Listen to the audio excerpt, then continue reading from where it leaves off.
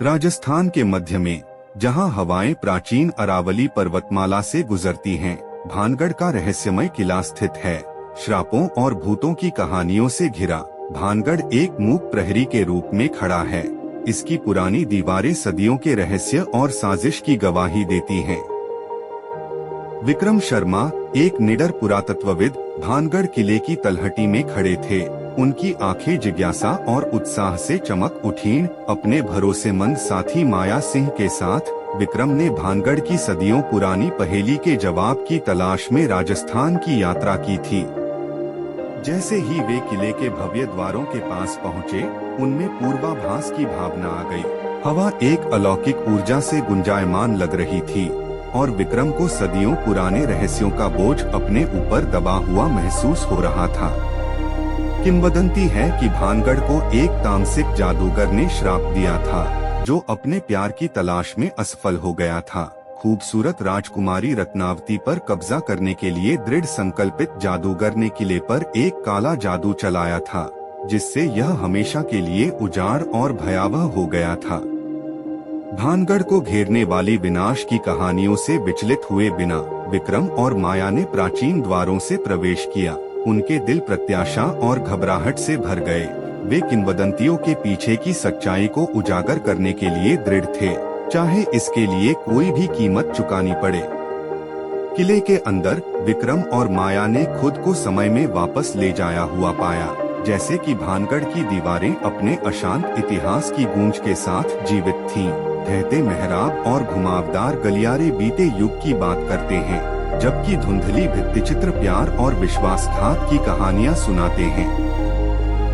उनका अन्वेषण उन्हें किले के बीचों बीच और गहराई तक ले गया, जहां टिमटिमाती मशाल की रोशनी में परछाइयां नृत्य कर रही थीं और हवा में भारी बेचैनी का भाव मंडरा रहा था।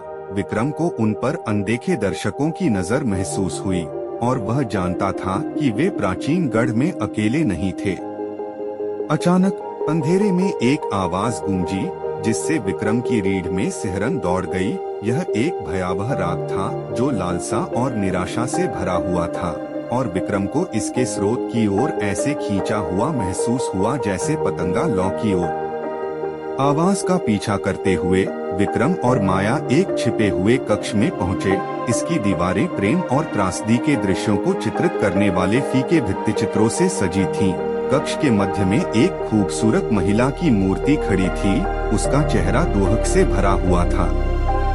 जैसे ही विक्रम ने मूर्ति को देखा, उसे एक अजीब जुड़ाव महसूस हुआ, जैसे कि वह उस महिला को किसी अन्य जीवन में जानता हो। माया भी मूर्ति को देखकर मंत्रमुग्ध लग रही थी। उसकी आंखें विस्मय और भय के मिश्रण से चमक रही थीं।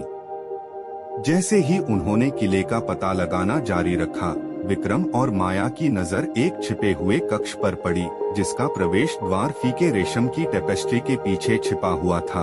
अंदर उन्हें प्राचीन पांडुलिपियों और रहस्यमय कलाकृतियों का एक संग्रह मिला, जिनमें से प्रत्येक पिछले से अधिक रहस्यमय था। अवशेषों के बीच एक फटा हुआ स्क्रॉल था, जिस पर गूढ़ प्रतीक और फीके रून अंकित थे। जैसे ही विक्रम ने पुस्तक का अध्ययन किया, उन्हें अपनी रीढ़ में ठंडक महसूस हुई, क्योंकि उन्होंने पहचान लिया कि ये निशान उस जादूगर के हैं जिसने सदियों पहले भानगढ़ को श्राप दिया था।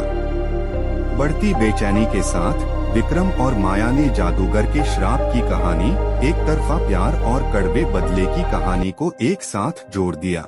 उन्हें राजकुमारी रत्नावती के प्रति जादूगर के जुनून और उसे अपने वश में करने की कोशिश में किए गए काले जादू के बारे में पता चला।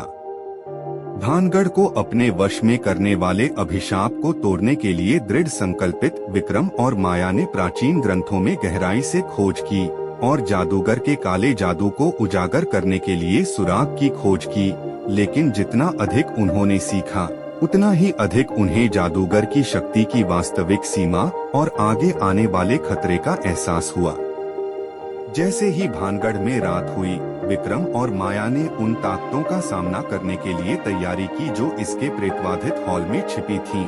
ज्ञान और दृढ़ संकल्प से लैस होकर वे अंधेरे में चले गए। उनकी मशालें ढहती दीवारों पर लंबी छाया डाल रही थीं।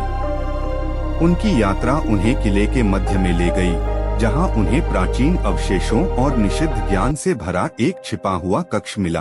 कलाकृतियों में एक क्रिस्टल ताबीज था जिसके बारे में कहा जाता है कि इसमें जादूगर के अभिशाप को तोड़ने की कुंजी थी। लेकिन जैसे ही विक्रम ने ताबीज को छूने के लिए हाथ बढ़ाया, कक्ष से एक आवाज गूंजी जिसने उसे हड्डी तक ठंडा कर दिया। यह जादूगर की आवाज थी। उसके शब्द द्वेष और अवमानना से भरे हुए थे। प्रकाश की एक चमक के साथ जादूगर उनके सामने प्रकट हुआ। उसका रूप छाया में लिपटा हुआ था। विक्रम और माया अपनी जगह पर खड़े रहे।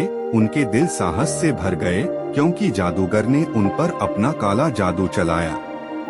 लेकिन जब जादूगर की शक्ति उन पर हावी होने की धमकी दे रही थी, तब भी विक्रम और माया ने पीछे हटने से इनकार कर दिया। ताकत के अंतिम उछाल के साथ वे आगे बढ़े और ताबीज को पकड़ लिया और उसकी प्राचीन ऊर्जा को जादूगर के अभिशाप को हमेशा के लिए तोड़ने के लिए इस्तेमाल किया।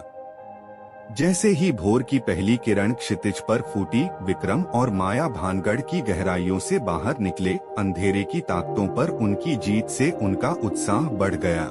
उनके पीछे किला सुनहरी चमक में नहाया हुआ खड़ा था।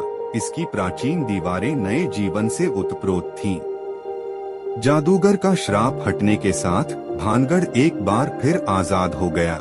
इसके प्रेतवाधित हॉल आखिरकार शांत हो गए। विक्रम और माया जानते थे कि उनकी यात्रा अभी खत्म नहीं हुई है, लेकिन उन्होंने आशा और दृढ़ संकल्प के साथ भविष्य का सामना किया, यह जानते हुए कि उन्होंने प्रतिकूल परिस्थितियों पर विजय प्राप्त कर ली है।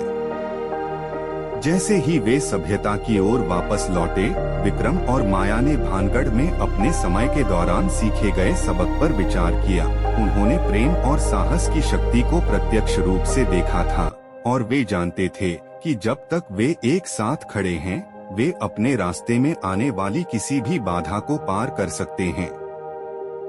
और इसलिए जैसे ही वे अरावली रेंज की घूमती धुंध में गायब हो गए, विक्रम और माया को पता था कि वे भानगढ़ की स्मृति को हमेशा अपने साथ रखेंगे, जो अतीत के रहस्यों और भविष्य के वादे की याद दिलाती है।